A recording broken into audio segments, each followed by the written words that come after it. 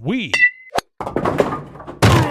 are Rogue Media Sports. Hey, it's Mark Goodman. And I'm Alan Light. On today's podcast, Record Store Day founder Carrie Colleton is joining us to discuss the April 20th RSD special releases. Plus, we'll talk live with our audience, the Sound Up Pod Squad, and find out who still listens to vinyl. And some updates from the Beatles universe. Oh, good. Sound Up with Mark Goodman and Alan Light, the only music podcast that matters. Get it on Pandora, Spotify, Apple Podcasts, or wherever you get your podcasts. And it is the Doomsday Podcast after a Cowboys 35-27 victory in Detroit. A rare opportunity for Doomsday to have Ed Werder back in studio. Ed will be in Foxborough next week, but for this weekend, he's been traveling a lot. We had him home. He is in the Frito Nation production studio. Ed, great to have you back. Just really neat to see you in person and just be around you in the studio. It's just my makes physical presence really adds an aura, I think, to the show. Oh my gosh, it just sounds better. And plus, and we've had you recently up in the suite. Yeah, we certainly were up in the suite. Those are very late. Those when ESPN keeps you up very, very late. This is better. This is tonight. We're taping this thing. About an hour and a half after the game. We like the noon kick where I'm off. You love it. The noon kick where you're podcast. Off. In fact, I've talked to ESPN, and they're going to make this happen the rest of the year on noon games. I know your history, and I know nobody at ESPN would dare speak to you. Hey, they put Chris Fowler on with me this week. Oh, really? So, yeah, that was very nice of them Fowler on needs the radio PR, show. Huh? Yeah, Chris Fowler came on as we were preparing people for the Baylor OU game, college what game day. What a historic collapse that was. That was even worse than the Atlanta Falcons in the Super Bowl. Yeah, you said something about, you tweeted something that people liked about, you thought I would be more insufferable than usual if Baylor continued down that path. I didn't say insufferable. I said more difficult to deal with. Okay, more difficult. And then the Bears were not able to. They didn't like the sounds of that. It's with a heavy heart I do this show. Yeah, it was ugly. But Ed, it is a different. I know you love being there and being on top of things and being in the locker room. But when you can sit there and watch the broadcast, it does bring you a little bit different perspective. And we're going to get to break it down from every which angle. But just your kind of visceral gut reaction to this game. Do you feel like would you be highly encouraged for Cowboys fans? Do you think that there's some excitement that should be going around, or do you look at it more of the glass half empty? Well, the defense got kind of lit up at times by Jeff Driscoll. Well, they had the good fortune of missing the Lions playing with Matthew Stafford, but that didn't do them any good a couple of weeks ago when they played and lost to the Saints without Drew Brees. They still haven't beaten a team with a winning record. Now, all that goes away if you go on the road and win at New England next week against the defending Super Bowl champions. You don't have to win any other games to prove your legitimacy if you beat the Patriots in their own building. But we'll talk about that more later. I think the overwhelming takeaway from today's game is what a great philosophical shift that we've seen offensively from where this team started the season with Ezekiel Elliott. The last 3 years being the centerpiece of the offense. They couldn't win if he wasn't productive, to the point now where the guy who's most prominent in the offense is the quarterback, Dak Prescott. The Cowboys are playing the kind of football that gets teams to Super Bowls in this modern era of offense. They were trying to play against the grain in previous years, winning with the running game and the defense, and now they're just like the Rams and the Chiefs and the Patriots and the Saints we're trying to play average defense. We're going to win with an offense that can score 30 points a game. Yes, it's more exciting to watch, and it does seem to be more effective, and we'll see if they decide to stick with that. But it was remarkable to see the commitment to that as the Cowboys improved to 6-4. It is time for the Doomsday Podcast. Frito, please play the music.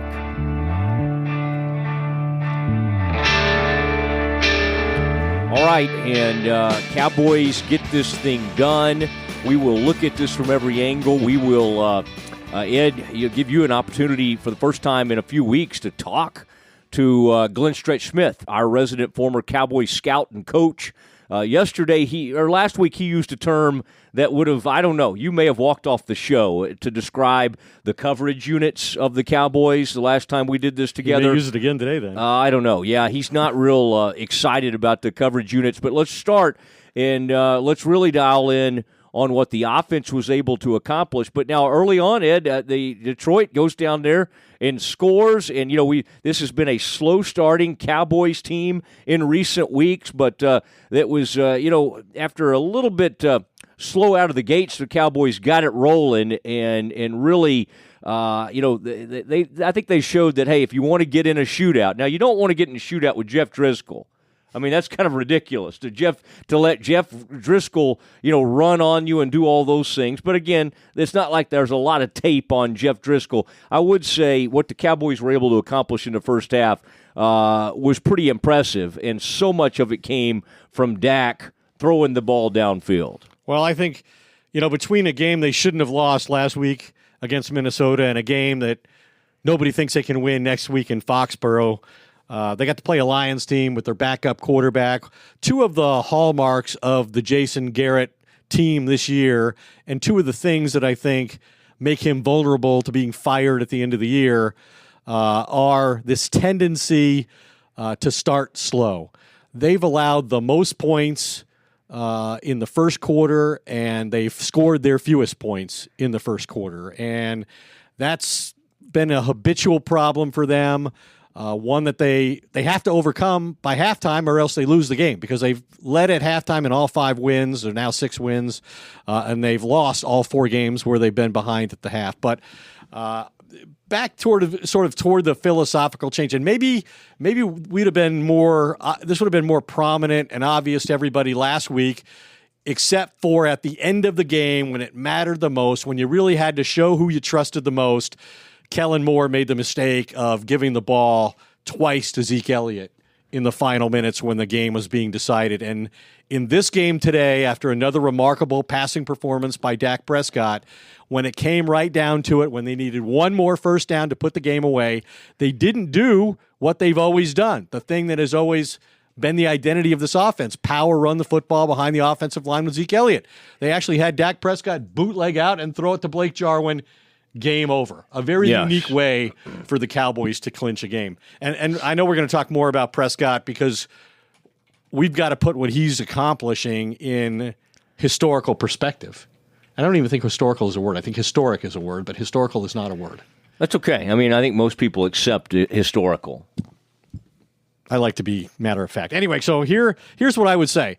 The Lions, the thing that impressed me most about what the Cowboys did today, and again, it's the Lions. You should beat the Lions, especially without Matt Stafford. But the Lions eliminated Ezekiel Elliott. He had 16 carries for 45 yards. And the Cowboys had to manage Amari Cooper's playing time. And when he was on the field, he was covered by Darius Slay, one of the best corners in football. So he only contributed 3 catches and 38 yards. And despite all that, Dak Prescott beat him anyway. He beat him because of the thing the Cowboys have talked about since training camp, the talent and depth that they have on this roster. Despite what I just cited, Prescott found 7 different receivers with the football. There have been 14 400-yard passing games this year. Dak Prescott is the only one to have 3 of those games, and he's won 2 of them. No other quarterback has won twice throwing for 400 yards this year. Not Patrick Mahomes, not Aaron Rodgers, not Jared Goff. None of those guys. Only Dak Prescott has succeeded to this extent when throwing for 400 yards. And, we went through that thing a few years ago, Ed, where you would see teams that had quarterbacks throw for 400 or 500 yards. I even saw it with Romo sometimes. When you'd have those huge kind of days, teams tended to lose those games because it seemed like it was a lot of that came from playing behind or desperation. And so the fact that they can win that way is a new thing. Now, we've also seen it this year in a game where I think he threw maybe 3 interceptions, where he ends up with something crazy like 497 yards or Green Bay this year. They did didn't 463 and threw 3 picks. So that can throw off the numbers a little ways. But today, by leaning on him, it did lead to a victory. And you're totally right. And the announcers today made that point. They are trusting him. They are saying, hey, we're going to get the job done. And it wasn't about, hey, let's go in this game and run the ball. And, oh, Ed, by the way, how about that screen game? I mean, people talk about that. Well, that's an extension of the run game kind of thing. That looked really nice. The old, one worked with Zeke. That was brilliantly done. And then the man Pollard.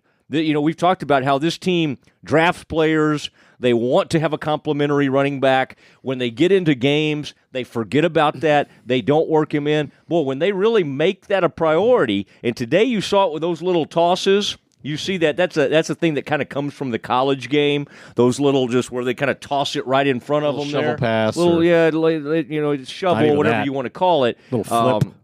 It's something that certainly you've seen the Chiefs use, you've seen the Rams, but it sort of comes from the college game a little bit. And I thought Pollard was extremely effective today. And his speed, you talk kind of a fire and ice or whatever you want to call that, that would be very complimentary to Zeke. And I think we may need to live. I think Cowboys fans that are looking to see what's the best this team could end up doing, at some point they're going to have to maybe accept the old, what's in our DA, we have to run the football. He has to have over 100 yards. That may not be who this team is, and they may have to kind of change this thing on the fly. Well, I think there have been 2 players in, what Jason Garrett likes to describe as a meritocracy, and that you earn your starting position and your playing time with how you perform in practice and how you play in the games. And there's 2 guys on offense who have earned more opportunities than they've gotten, who were used well today, and that's Pollard, the rookie running back you're talking about, and Blake Jarwin, the tight end, who had 2 big catches in the game. He probably deserves more opportunities than he's getting. Now there's a whole second half of the season really to play here and use those players. Certainly you can argue that it was ridiculous for them to play Zeke Elliott all but 1 snap last week against the Vikings when the Vikings were imposing their will on him and had made a pointed effort to take him out of the game, that at no point did they try a speedier, quicker back like Pollard to see if he could, create some opportunities in the run game that simply weren't there for Elliott. But I've always been the sort that believe that Elliott needs to get as many opportunities as possible. And I think that's the approach Garrett's always had as well. That's why they drafted all these offensive linemen in the first round and paid them what they're paying them, the highest paid offensive line in football, the highest paid running back in football. And now you're winning with a quarterback that you're going to have to pay, but you haven't yet. But just talking to the coaches after this game, the thing that came out was they felt they kind of got the idea. I think people like John Kitna got the idea that they were inheriting a broken quarterback, or a quarterback who was really limited in what he could do as a passer. And they found that not to be the case at all, that as Kellen Moore empowered him and expanded the offense and learned to trust this quarterback, great things have happened as a result of that. And he's still a guy. He's thrown more interceptions, but he's still very risk adverse. He doesn't put the ball in a lot of jeopardy very often. Maybe one big time example today on a deep ball toward the goal line, which Tavon Austin again. I think he's done that a couple times where he slapped the ball down and played defense. Maybe move him to cornerback. Is that the answer? I think he's hurt again anyway, so I have to wait. But I just think that we're seeing a change in philosophy. And I kind of asked Garrett about this maybe a month ago, and he denied it. And it was like, I want to be a balanced football team, and clearly that's just not the case anymore. Now I think there'll still be games eventually where teams don't maybe pay the attention to Elliott that we've seen in some of these recent opportunities. And Dak doesn't have the numbers aren't in his favor in the passing game like they are right now. For instance, I think New England could be that team next week. New England's got a great secondary. They lead the NFL in interceptions. It's the fastest secondary they've ever had. So at some point, somebody's going to have to run the football effectively, and next week could be a game where Zeke is the featured player in the offense. But I think the point of this is the Cowboys can win either way offensively if they don't hurt themselves with turning the football over that we've seen way too often. 3 times already this year, Elliott's been held under 3 yards a carry, including each of the last 2 games, both of which they should have won. They should have won, yeah, and it came down to it last week. They couldn't get it done down the stretch, and again, they turned back to Zeke in that moment, and we'll see if they ever do that again with the way Dak is playing. It is the Doomsday Podcast, and looking at some of these numbers, Ed, I did think it was funny. Sometimes we talk about situational pass rushers, guys that'll come in on 3rd down and all. Do the Cowboys now have a situational pass receiver?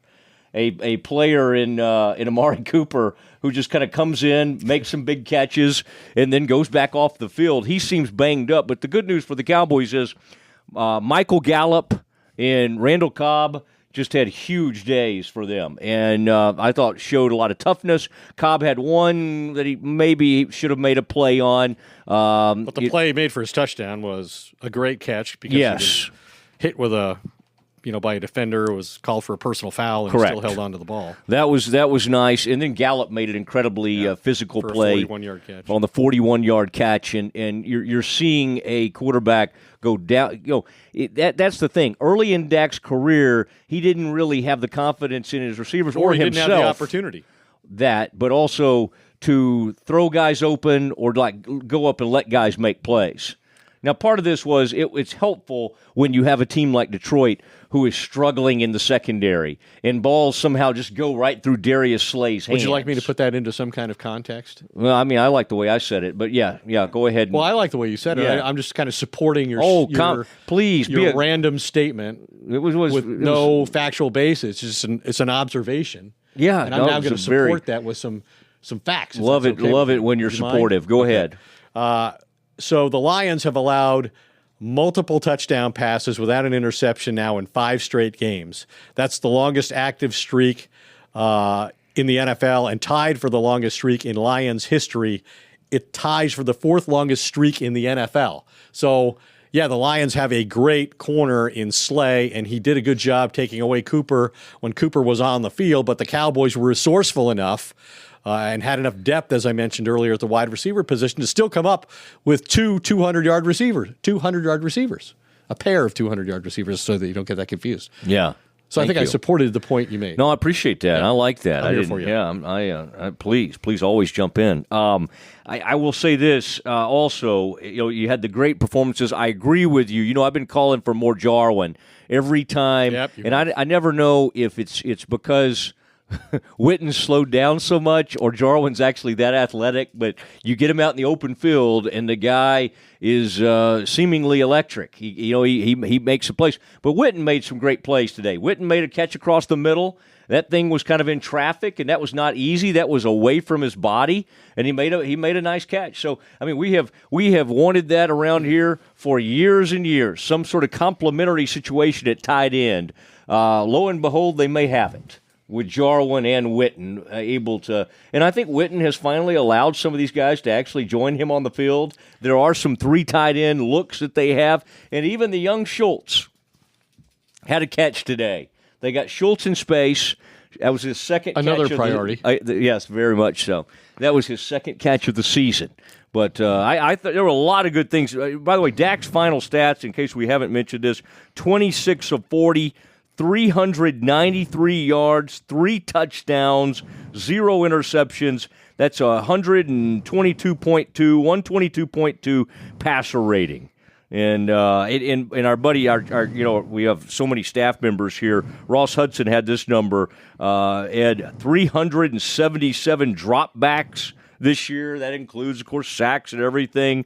And on 10-plus yards per completion, that's happening 34.3% of the time.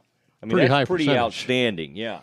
Well, I remember as we're talking about the evolution of the Cowboys offense under Kellen Moore, and with Dak Prescott becoming a much more prominent and trusted quarterback in the passing game. Remember last year, Jerry said that their offense could be the equal of the Rams, and we all laughed, right? We thought it was the most another preposterous Jerry statement. I'm not going to say the most preposterous statement of all time because Jerry's made so many outlandish claims that it's hard to kind of quantify them or rank them. But that seemed a a delusion at the time, and now it's not. This is the 6th time that they've scored more than 30 points, and they've won every one of those games. They had 500 yards of offense for the 2nd time this season. They averaged 7.2 yards a play. They converted 62% on 3rd down. And again, Prescott was not sacked in the game. He used his mobility to be a factor in the game in the way that he failed to do last week. Yeah. For whatever reason, there's one game, just one every year, where Prescott does not run the football at all, and they've lost the last 3 times that's happened. Today, he ran the ball 6 times for 18 yards, but it was effective, and they're virtually invincible when he carries the ball and plays a physical game that he did, and we saw from him today. Yeah, and have you noticed that shades of Romo, when he does that little pirouette move, it's a little slower when he does it. Romo used to that was one thing. Obviously, he's more athletic, I believe, than Tony. But Tony had that little move where he could put the little spin on him, and Dak's developed that thing. He's doing it more and more. And much like Donovan McNabb, Ben Roethlisberger, when you think of those guys, Ed, you remember how incredibly strong they were in their lower body at being able to shake guys off. Sadly, I saw it when Baylor was playing against Jalen Hurts last night. He's got that incredible lower body strength, and they're just able to shake guys off. And to your point, that is, I just think it's a huge thing that Dak's using. And boy, he keeps plays alive. And if you do that, somebody's going to finally come open. And they have enough confidence for him now did you see that one play? They didn't make it, but they sent Cooper. They literally rolled, Dak rolled right, and they ran Cooper all the way across the route, all the way to the other corner of the end zone, and he tried to hit him on that. He just led him a little bit. But there's a pretty big trust factor right now there, it seems like. Yeah, I mean, and I think that makes, all the difference in the world that the quarterback's been empowered and he's produced desired results. I mean, we were talking about this before we started, and this is the most prolific, in terms of yardage, 3-game passing streak we've ever seen in the history of a Cowboys franchise that, oh, by the way, has 2 quarterbacks in the Hall of Fame, and Roger Staubach and Troy Aikman. It was a different era, obviously. And then Tony Romo, who holds all of the Cowboys' passing records, was a direct predecessor to Prescott. Nobody ever thought we'd be talking about Prescott breaking Tony Romo's passing records, right? I mean, it was going to have to be, he's never going to be the kind of passer that Romo was. I thought that. He's proven us all wrong. He's proven us wrong that his skill set in this regard was far better from a ceiling standpoint than we envisioned, and his work ethic is the one thing I think that's fairly been compared to a guy like Tom Brady. And this guy's all about football. It's all he cares about. He lives for it. He works for the success he's had, and he's reinvented the Cowboys offense as a result. And now he's the subject of a lot of people had made fun of his routine before the game with the little whatever that is to kind of warm up the hip twist. The hip twist that he did, and then today when kind of aggravates me, by the way, when Zeke that he can do that. It aggravates me that everybody makes fun of it. Oh, you think, hey, this is a legitimate thing. It's a serious part of what he's doing and what's made him successwell, and then to be mocked for it. I don't mean to be all uptight. I have a great sense of humor, I think, but wow, see, I get everybody laughing. I just like that you kind of have the confidence. Good sense of humor. I know. Yeah. I think most people that have a good sense of humor need to go ahead and call that out and let people know that they do. Yeah, it bothers me because I know it's something he takes seriously, I guess. No, he takes it seriously. I think he's getting a kick out of people doing it, but his own teammate, that was awesome. I think he found that pretty funny. Even I could laugh at that. Okay, good, good. You found the humor in that. And we are going to get to Stretch in a minute. I want you and I to jump over on this. No, never forget about him. I want to update you on the injury, but first, can I say something, Ed, about the Hudson Financial Group? Are you aware that they are? Is this their son sitting right over here? Well, Ross Hudson is part of the Hudson Financial Group. Without you telling me, I figured that out on my own. That's good. Nice. That's good. And he obviously brings some great things to us. Now, you can find them on Facebook, HFG Ventures /Hudson Financial Group. is a good way to, as we say this, Frito's like filming him to show Ross on camera, apparently. It is a full-service, independent insurance and consultant group that has been built with relationships over the past 31 years. And, Ed, one of the great things they do, let's say, for instance, you have home insurance, Ed. You have auto insurance. Of course I do. Okay, you have all those things. Well, they you can do that with them, and then you can start to build on that. And what they're great at is sort of having that sort of lifetime relationship with people. And then, of course, Ed, with you, there's a lot of complex financial decisions that have to be made. Well, there have been lately. Yeah, because of kind of some of the things that have happened to you in your career. They're there for that, and they can follow through. Randy Hudson, kind of the godfather of this thing. 4-year letterman, Ed. This is the football tie-in at the University of North Texas, 84 to 88, played tackle, played little guard. It opened some holes back in the day. I mean, that was when North Texas was the Mean Green were pretty strong. They're going through some lean times. He didn't have to now. go up against Mean Joe Green in practice, though, right? Mean Joe Green would have preceded him. Significantly older than Randy. Yeah, okay. Randy, as I just told you, played in the mid-'80s. Mean Joe would have been like in the early 70s with Hayden Fry and that whole gang. You weren't listening. That's right. Ed was over there getting some stats or texting a coach or something. Hudson Financial Group, so glad to have them. Find them on Facebook. Let me give that one more time. HFG Ventures / Hudson Financial Group. That's a great way to get in. And I've had a lot of people reaching out to me, asking me about Hudson Financial Group. Thank you. Great to have that big-time presenting sponsor that we have. Okay, we'll get to Stretch here in a little bit. Ed, there's some issues with this team. With this Cowboys team. They won 35-27. They played against Jeff Driscoll, a man making his second start? No, he's 1-6 as a starter. He had some starts for the Bengals. Oh, he did? Oh, the Bengals. His second start for the Lions. That's it. Second start for the Lions, but had some career starts. But now he's a big dude that runs around a little bit. He's kind of athletic. I was somewhat impressed with him. And, of course, when we talk to Stretch, I think he's going to have an issue with the way these cornerbacks cover. And, of course, they're down at cornerback. At some point today, I think Donovan Wilson played the first snap of the season, first defensive snap of the season from him. And so there were some issues with the secondary, although, Ed, I think you'd have to say, the defensive line did get after Driscoll some, so there was some good and bad on the defensive end of things. Well, I think, and maybe we'll talk about this more later, but the pass rush has been pretty good, but there just hasn't been the companion to that you would expect to find, which is turnovers, because once again, the Cowboys could not force a single turnover from Jeff Driscoll, and I do think that they can dominate up front and that'll be a big part of whether they succeed or not next week against Tom Brady.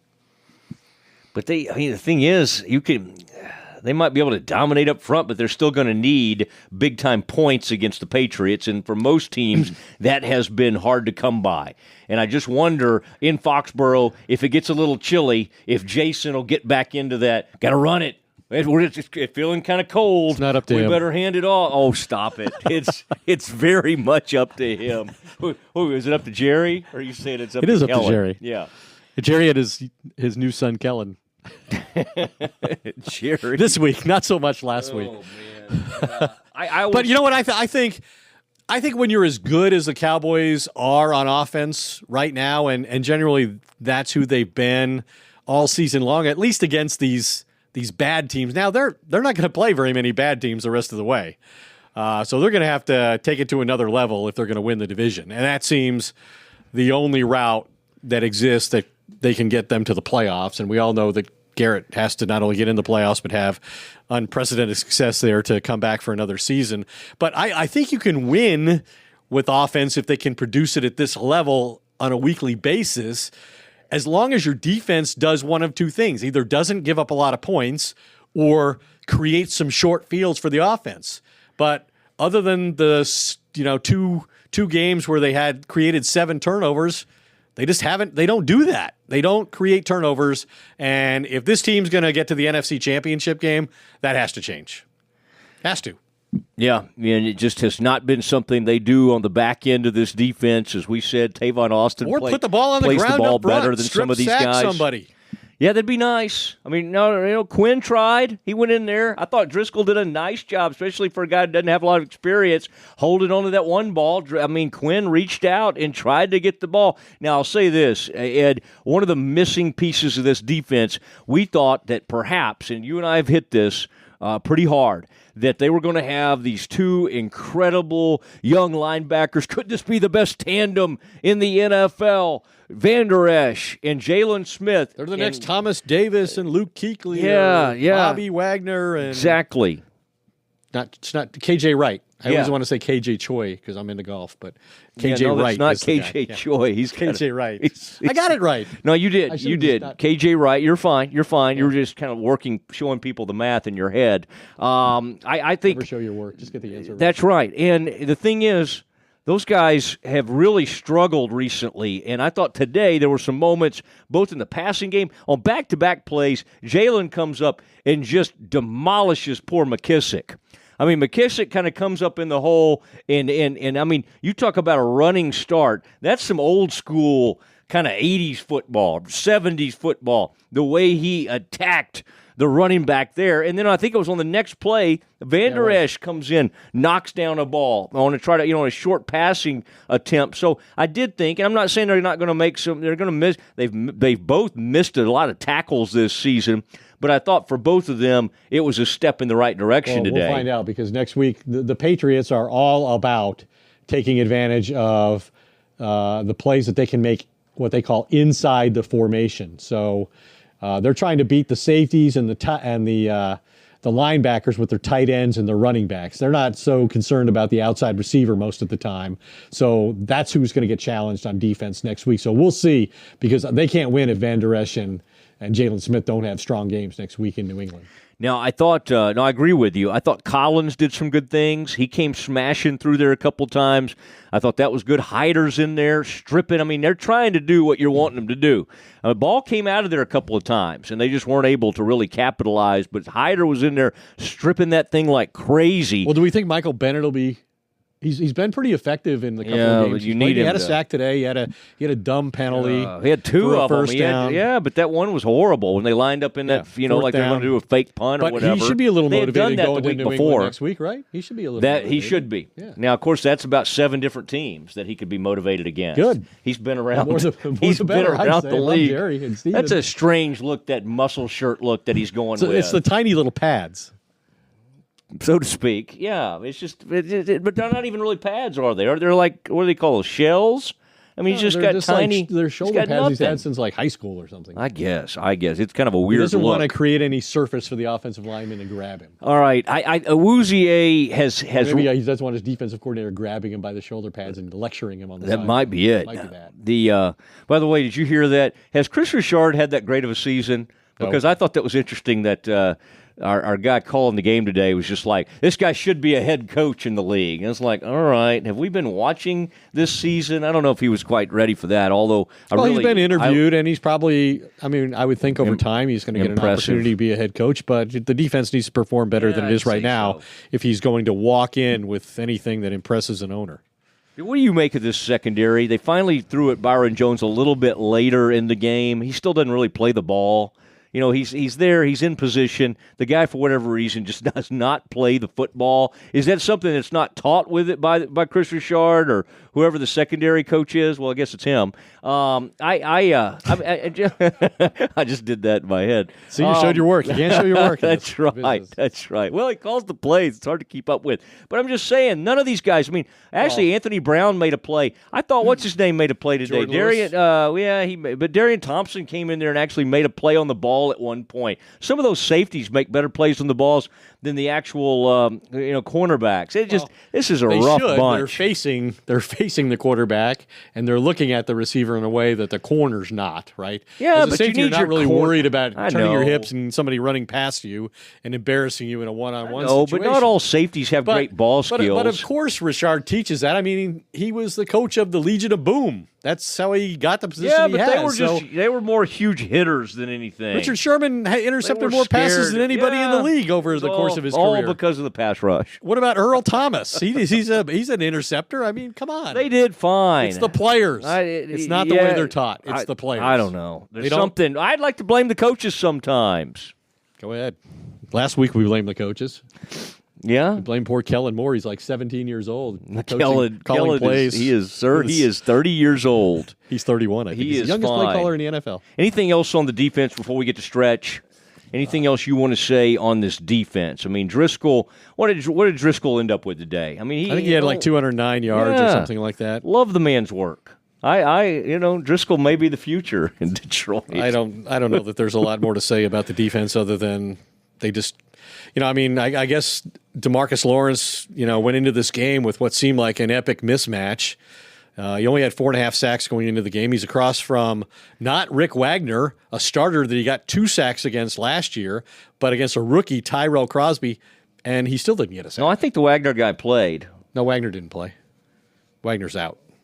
I didn't see Crosby in there today. I'm just saying we'll go to the tape. We could clean this up later. So you're saying it's a podcast. They left Lawrence completely unblocked and he still didn't get a sack. I'm just saying it wasn't Tyrell Crosby out there from what I...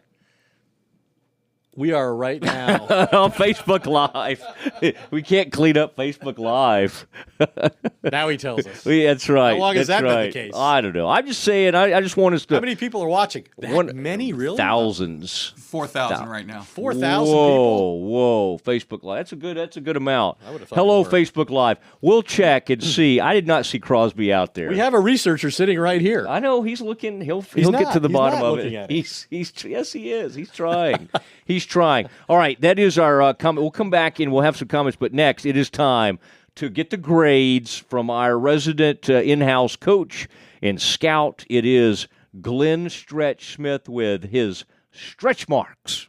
And, Ed, I'm going to turn it over to you. Wow. You have not been able to talk to Stretch for a little while because you're usually on the road or filming things after games, and Stretch and I kind of handle this thing. So, Ed, it's really a personal rift between Stretch and I, but he's a benevolent and forgiving man, and he's allowed me to talk to him yet again. Well, he's been very profane when he's not in your presence, but I know he always cleans it up when he's around you. Ed, where do you want to start with Stretch? I guess I'd like to start with the quarterback. How can you not? Stretch, we were talking about this earlier, and I'm not sure anybody realized that Dak Prescott could be this kind of a passer. How much does his evolution surprise you?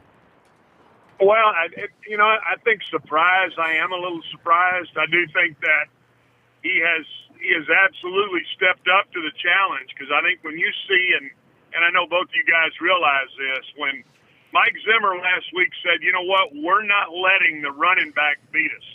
And I think that Detroit took the exact same game plan and said, we're not going to let the running back beat us. And teams defensively can shut you down when they want to shut down one particular facet of your game. And they challenged the quarterback to say, you know what, if we're going to lose this game, it's going to be because the quarterback is going to beat us. And I believe he had a good enough game last week to win, and he really played well, today. And anytime guys are playing man coverage and they're saying we are going to stop the run, he stepped up to that challenge. And I think if you're a Cowboy fan, that is awesome to see, because now you know you truly have your quarterback of the future. You know he can accept the challenge, and you know he can step up and make the critical throws in critical times to keep drives alive. We saw it on multiple third down situations where he was able to step up and make those throws. And I think because of that, he absolutely gave you a winning grade. Fair to say that he gets your highest grade, an A+ today? Absolutely. He gets the high grade, no doubt. All right, Mose, what do you got? All right, thank you, Ed. Let's look at the running backs. They were able to use the complimentary back. Tony Pollard, the young man out of Memphis, the rookie today, and Zeke obviously got involved in the passing game, had a couple of touchdowns today. What kind of grade would you give these running backs? Well, again, now, this is a tough day. I mean, they were shutting the running game down. They were not going to let Zeke beat them. I thought I think, when you look at a game like this, you got to say, okay, when running average-wise, it didn't look great. 40-something yards rushing. Let's get away from the stats a little bit, and let's get on to the fact that he does a great job of protecting the passer. I love the fact that he made the catch on the where they run the little screen outside. Dak had to kind of throw it sidearm. He went down and made the catch, didn't put the ball on the ground, got it in the end zone. Pollard is a good player. Now, special teams-wise, we'll get to that later, but I thought he did a nice job of supplementing and filling in, and finally they put two backs in the game every once in a while and put a Wallier in the game, and I thought he did an okay job from the fullback position. So I gave this group a B, and only because I wish they had better numbers. But again, the defense dictates what you can do, and I don't think you can ding a player when they bring extra guys in the box and say they're not going to allow you to run the football. And so the grade for the running backs is? A B. A B. Okay.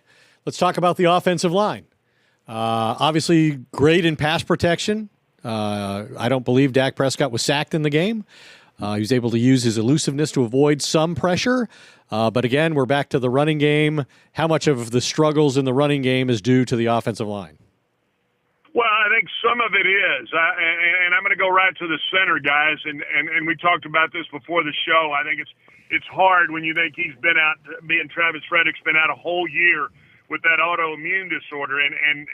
But I have to grade what I see on the film. I have to say, okay, what did I see here film-wise that made me feel like that this offensive line is still moving to the next level? They're still the kind of the bell cow for this team, and they're not right now.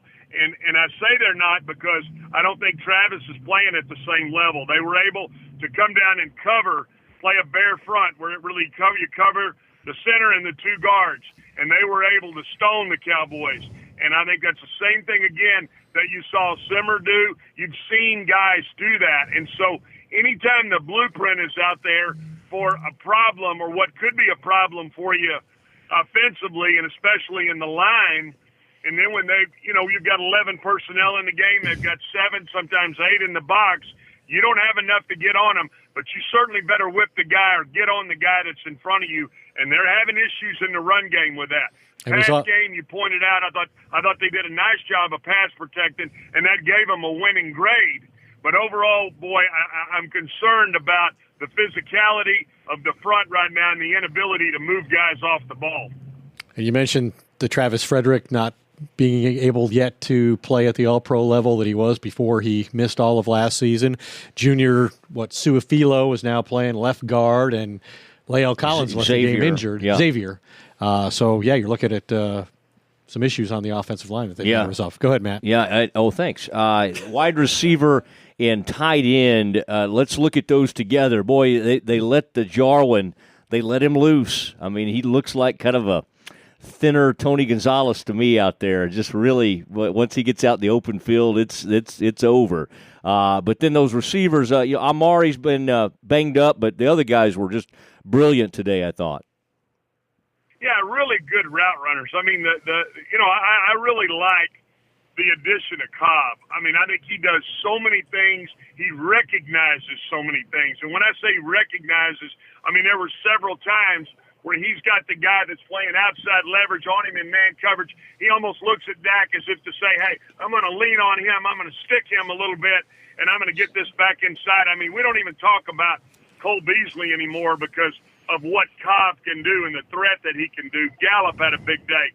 Cooper's such a polished route runner, really does a nice job of sticking his routes, getting in and out of his cuts, being able to run some double moves. And Jarwin, guys, he really is. He's coming on. I like the fact that it's almost like Witten is kind of taking him under his wing and shown him some things because he has really taken his game to the next level, and even Schultz made a catch today. So overall, I think that group had a heck of a day, and I'm going to give them a B+.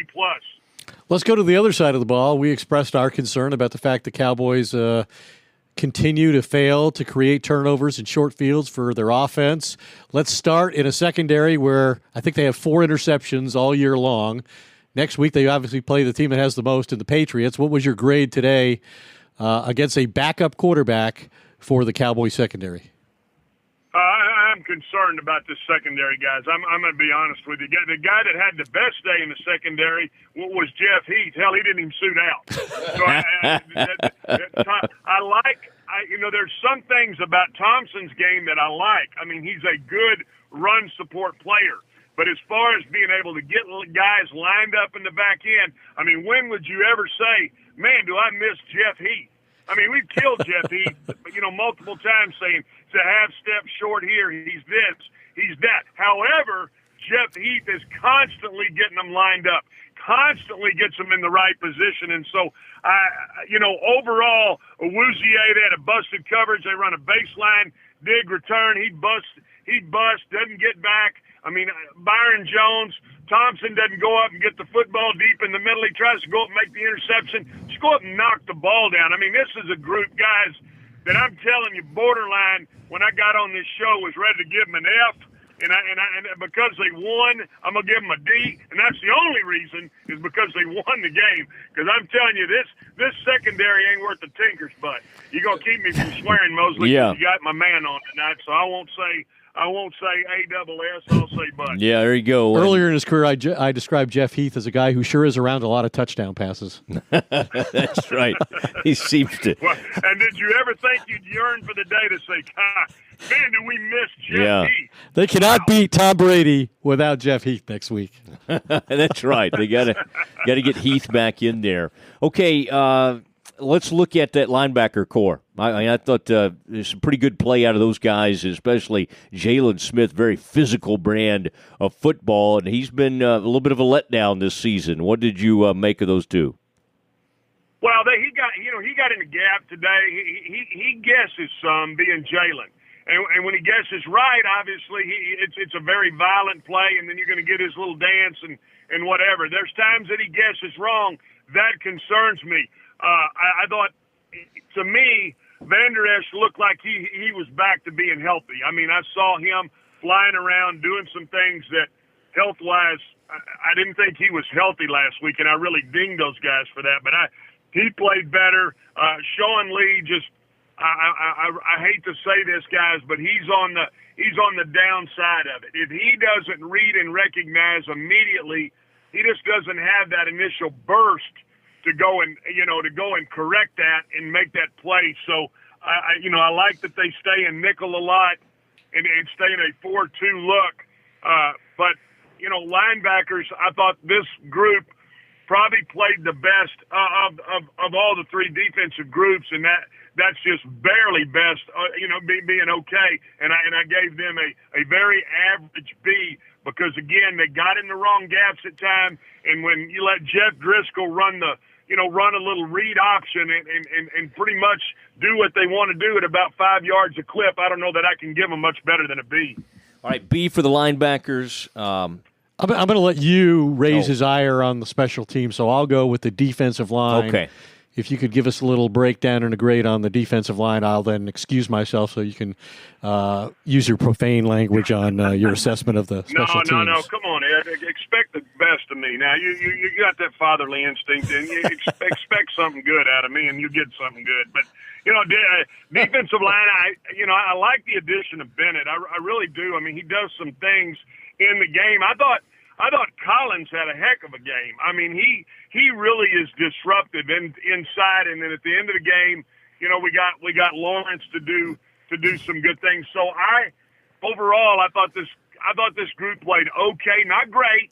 They played okay. Now at times this is the first time I've seen them come with a 3-man rush and then drop either Woods or drop one of those guys. Hyder, I'd seen drop one time, and I'm like, man, I don't like that scheme at all, but I can't ding the players for the scheme. I'm not liking the fact that they feel like they needed to doki-oke somebody by dropping 2 of the biggest guys on the dang defensive line out into coverage. But I still thought that the defensive line gave you a winning effort. They gave you an effort to get a sack late. Quinn is awesome, guys. I mean, he just gets out there wide, and I love the way he plays the game. He plays fast. He's up the field. He's disruptive, and for that, I'm going to give that group a B-. But I'm concerned, guys. I don't want to get into it, and again, I don't want to get into a bunch of three-man line looks. I want to see them continue to bring, four and do what the Cowboys do, which is create the pressure off of the edge. I didn't see a lot of that today, but I'm going to give that group a B-. I think maybe they were looking at Woods and Hyder as potential safeties next week if he can't get back out there.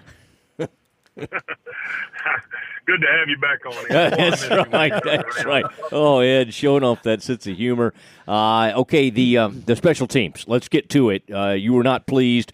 Pollard had a couple of moments there. Obviously, gave up the big return. What did you make of the Cowboys special teams and this Keith O'Quinn or whoever the special teams coordinator is? Should this man be in trouble?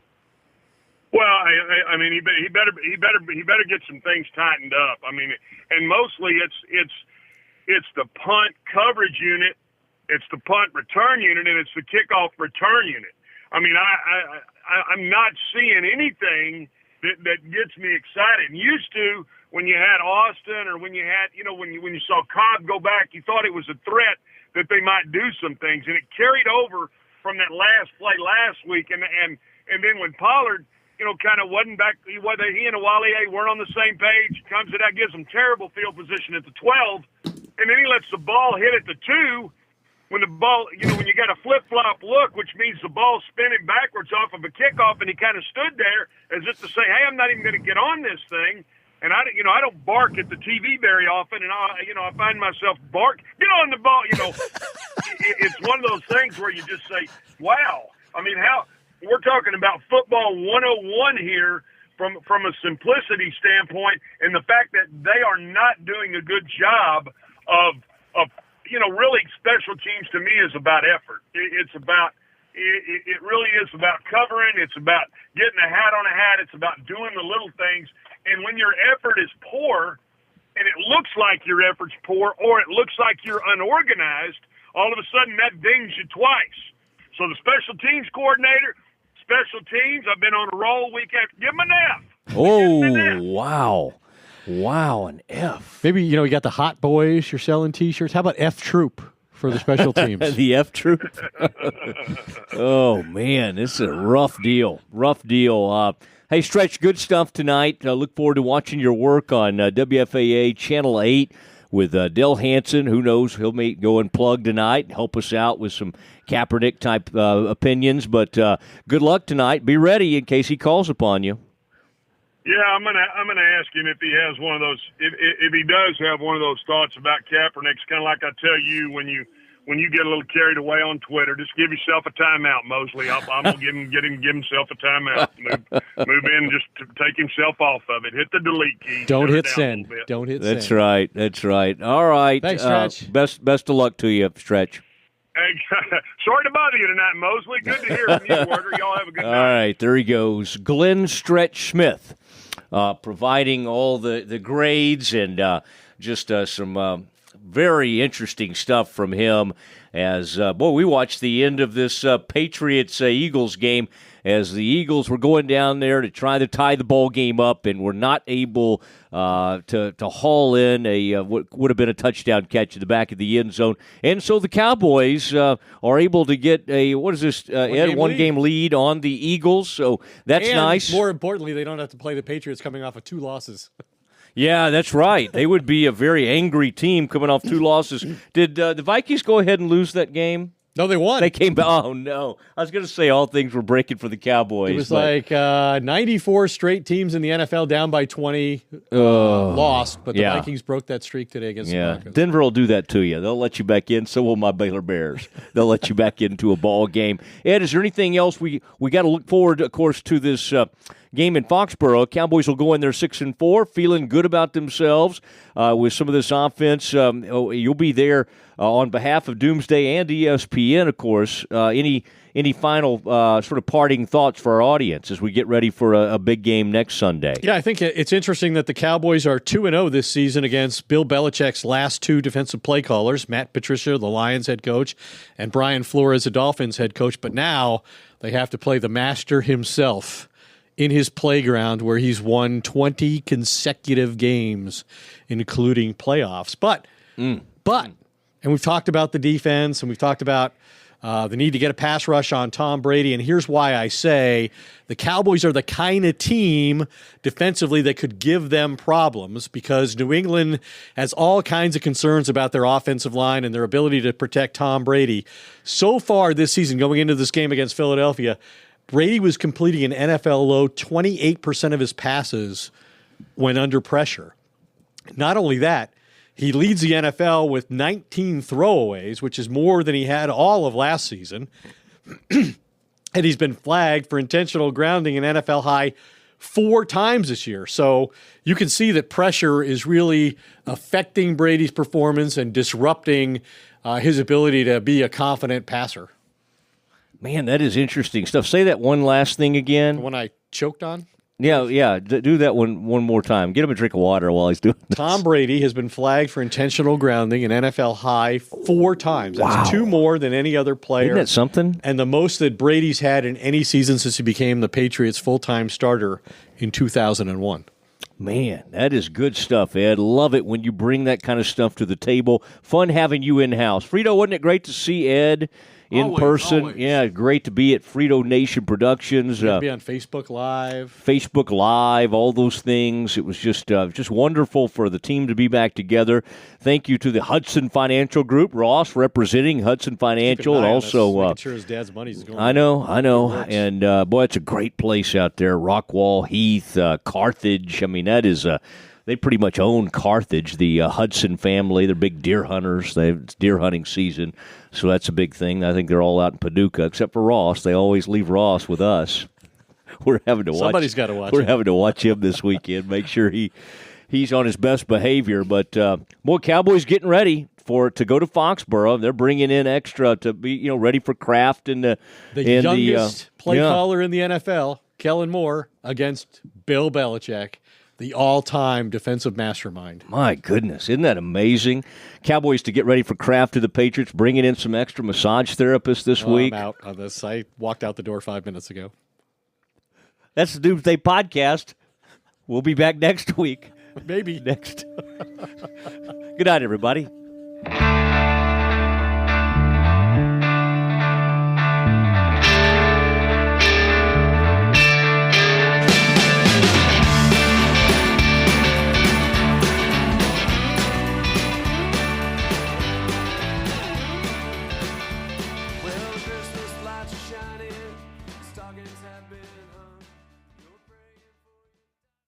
Hey, it's Mark Goodman. And I'm Alan Light. On today's podcast, Record Store Day founder Carrie Colleton is joining us to discuss the April 20th RSD special releases. Plus, we'll talk live with our audience, the Sound Up Pod Squad, and find out who still listens to vinyl. And some updates from the Beatles universe. Oh, good. Sound Up with Mark Goodman and Alan Light, the only music podcast that matters. Get it on Pandora, Spotify, Apple Podcasts, or wherever you get your podcasts.